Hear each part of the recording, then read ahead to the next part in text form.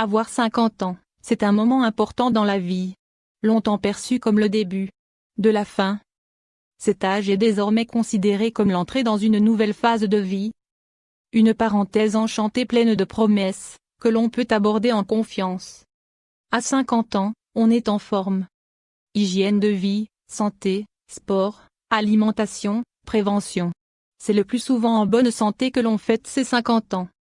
Le corps fonctionne bien, on est active, on profite de la vie et de ses proches. En tant que femme, il est vrai que la cinquantaine est marquée par les changements hormonaux de la ménopause. C'est une étape qui peut être plus ou moins bien vécue.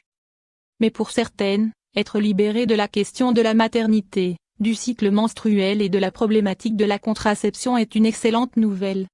Libres de vivre leur sexualité plus sereinement et plus spontanément, elles découvrent un certain lâcher-prise qui, sous la couette, ne peut avoir que du bon. Plus sereine aussi.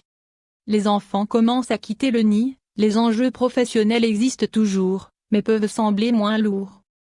Cela laisse plus d'espace pour soi, pour rêver, fantasmer, et davantage d'opportunités d'instants coquins avec notre partenaire. Et puis la confiance en soi augmente avec le temps, on capitalise sur notre expérience, on accepte mieux les choses telles qu'elles sont, y compris nos petits défauts. Comme 68% des femmes de plus de 50 ans, on se soucie moins que jamais du regard des autres. En bref, il n'a pas d'âge pour se sentir sexy et désirable. On accepte mieux notre corps que lorsqu'on était plus jeune, et c'est tant mieux. Et l'on sait ce qu'on veut. Lâcher prise, confiance en soi. Il est temps d'oser dire ses envies. C'est le moment de guider son partenaire vers ce qui nous fait du bien, la position que l'on préfère.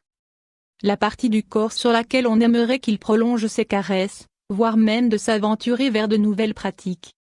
C'est aussi le moment de verbaliser des difficultés que l'on n'aurait pas osé exprimer plus jeune.